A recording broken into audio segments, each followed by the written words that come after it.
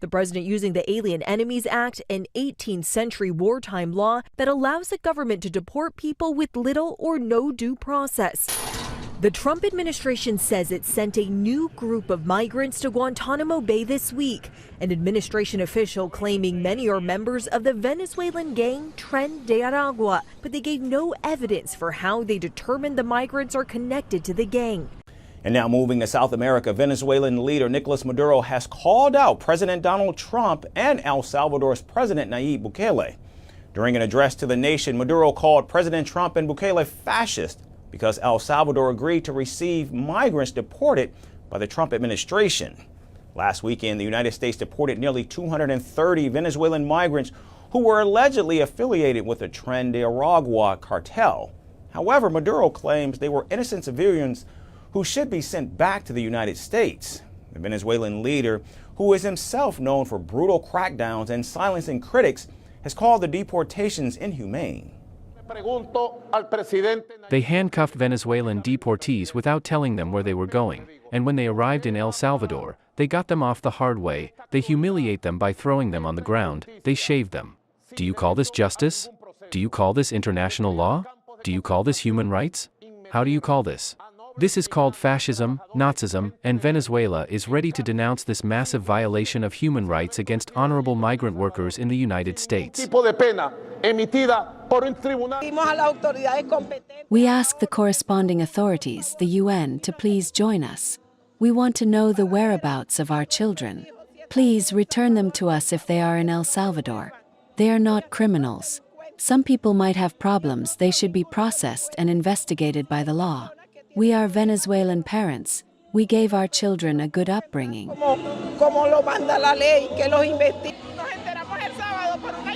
We found out on Saturday because my husband Darwin called to tell us they were putting him on a plane headed to Venezuela. They were fooled. It didn't happen. Those planes landed in El Salvador. We are here to see if Nicolas Maduro and his government official can help us so they can return to Venezuela. Maduro has pledged to reach out to El Salvador's president to oversee the release of the detained Venezuelans, which includes members of violent gangs. And though it remains to be seen whether El Salvador will adhere to the request or keep the migrants detained as President Bukele's war against cartels continues. President Trump and his border czar said that the mass deportation of migrants who are in this country illegally would begin with dangerous criminals. But today, CBS News has obtained a list of people deported. Hundreds of alleged gang members sent this past week to El Salvador. But on that list was a Venezuelan migrant living and working in Dallas with no criminal record. His family tells Lilia Luciano they believe he is now being held among some of the most dangerous prisoners in the world, and they have no way to get in touch with him. The pictures are striking. More than 200 Venezuelan deportees flown on U.S. government planes out of Harlingen, Texas last week and brought here, one of the world's most notorious prisons, El Secot in El Salvador. Heads shaven, arms shackled. The Trump administration says these men are all members of criminal gangs. We've learned at least one of the men believed to be deported here has no known criminal record. Franco Caraballo is a 26-year-old barber who was living with his wife in Dallas. He turned himself in at the southern border more than a year ago and requested asylum, and was detained last month during a routine check-in with ICE. His attorney, Martin Rosenow, showed us DHS documents confirming Caraballo has no criminal history. Venezuelan authorities provided information that says there's no evidence Caraballo was in a gang or had any criminal record there. Rosenow says Caraballo was deported to El Salvador and has not been able to communicate with him. An attorney for Jersey Reyes Barrios, a professional soccer player from Venezuela, says he was deported and accused of being a gang member because of his tattoos. The lawyer says they're a tribute to his favorite soccer team, not gang tattoos. I was blown away by what you wrote in The Guardian. Explain what happened.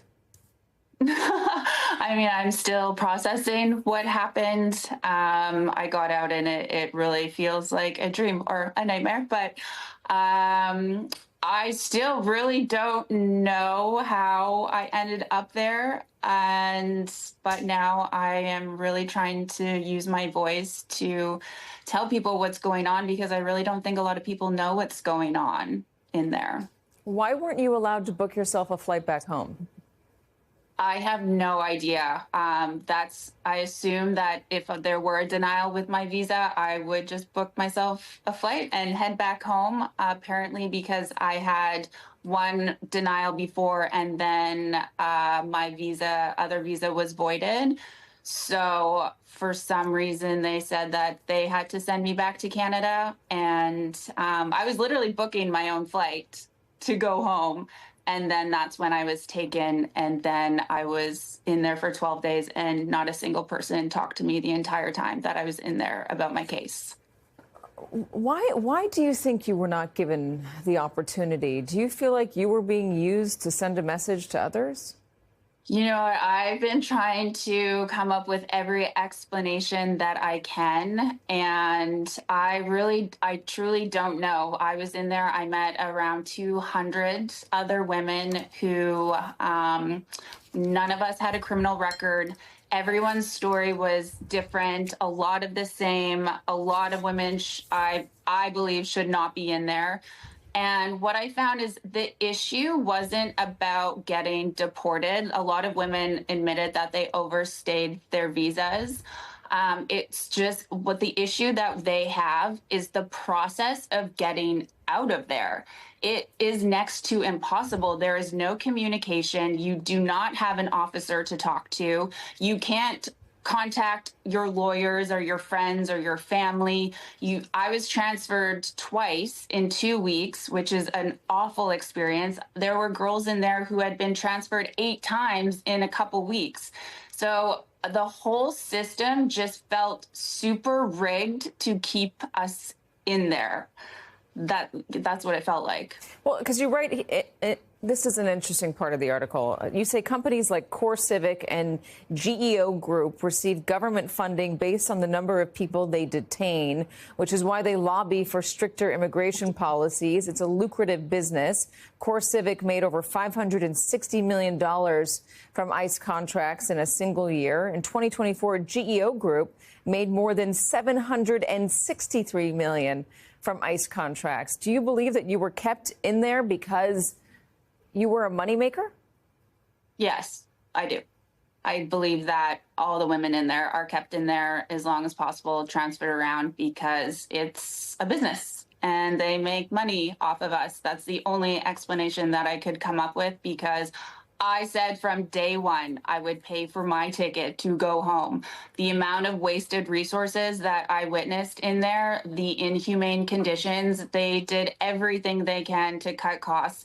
I was given one plastic spoon and one styrofoam cup to last the stay. When you start putting the pieces together, that is what I felt and came up with. I want folks at home to look at what members of Congress are invested in private prison companies who receive this kind of money, and look at the votes on this bill. It is atrocious that people are lining their pockets with private prison profits in the name of a horrific tragedy. The Trump administration, John, is moving aggressively to dismantle President Biden's immigration legacy, and they are now in the process of terminating a process known as CH&V that was set up by the previous administration as a way to reduce illegal immigration at the U.S.-Mexico border by offering would-be migrants a legal and safe way to come here without the use of a smuggler and without the use of illegal entries into the U.S. About 500,000 people from Cuba, Haiti, Venezuela, and Nicaragua entered the U.S. under that process, which required American sponsorships from people who were citizens or legal permanent residents here. And in the next 30 days, their work permits and deportation protections will be lapsed and terminated by the Department of Homeland Security, which is warning that if these people do not voluntarily depart the country, John, they will be found, arrested, and deported from the country. In fact, the administration is saying that the people affected by this policy change should sign up to self-register on a smartphone app provided by the government, and tell people that they will be departing the country. Okay, tough to keep track of it all, but you've been keeping track, of course, of those Venezuelan migrants that have been sent to El Salvador. What more do we know about that group? Well, not only have the deportations to El Salvador triggered this contentious legal battle here in the U.S., John, but also a debate about who was actually sent to that Central American country. The administration is saying that all the Venezuelan men it sent there, 238 Venezuelan nationals, are part of the notorious transnational gang known as Tren de Aragua. But we have spoken to relatives and lawyers of the deportees, and they are strongly refuting those claims, saying that their loved ones and clients have no criminal records in the U.S. or abroad, and that they are not affiliated with this vicious gang. And they have actually presented to us documents that do, in fact, confirm that many of these deportees do not have criminal records. La Nación newspaper from Argentina. There are families from some of the people that were on those flights to El Salvador that claim that they're not criminals, they're not members of Tren de Aragua, of MS-13. What can you tell them, and what guarantees can you give them that everyone in those planes were actual criminals, terrorists, as you said? Well, I was told that they went through a very strong vetting process, and that that will also be continuing in El Salvador. And if there's anything like that, we would certainly want to find out. But these were a bad group. This was a bad group, and they were in bad areas, and they were with a lot of other people that were absolutely killers, murderers, and people that were really bad, with the worst records you've ever seen. And but we will continue that process. Over there. Because frankly, unless you're a descendant of slaves, or if you're indigenous, or a descendant of indigenous people, like we are in this. We are all descendants of immigrants. And them's just the facts. And there's all these people that talk about coming here the right way, coming here the right way. The Trump administration shut down the CBP One app. They shut down the doors for people trying to, quote unquote, come here the right way. And so the whole reason we have a border, one of the big reasons we have a border, quote unquote, border problem is because we shut all the doors. And so when you shut all the doors, when you don't create a path to citizenship, when you make it impossible to be documented, people are going to be undocumented. Clear that Donald Trump's lawyers are so outclassed and outmatched. It's like they haven't even read constitutional law for dummies. And the reason I say that, Brian, is because what Donald Trump did is he tried to take a law from the 1700s, the Alien Enemies Act of 1798. He tried to use it as a proclamation that basically he does not have to abide by or respect anybody's constitutional rights. If he calls you a foreign gang member, then damn it, you're a foreign gang member, and he can have his thugs deport you with any of the due process protections that the Supreme Court has ruled these folks deserve. So here's what I want to do. I want to read just a little bit of this old law, the Alien Enemies Act, just about a sentence or two to highlight why Donald Trump is essentially acting lawlessly and unconstitutionally. This is set out in the first couple of pages of Judge Boasberg's opinion. The Alien Enemies Act says that whenever there is a declared war, I think that's problem number one, because guess what? We are not in a declared war with Venezuela. Whenever there is a declared war between the United States and any foreign nation or government, or any invasion or predatory incursion is perpetrated, attempted, or threatened against the territory of the United States by any foreign nation or government, that's problem number two, Brian. One, ain't no declared war. Two, ain't no invasion by a foreign government.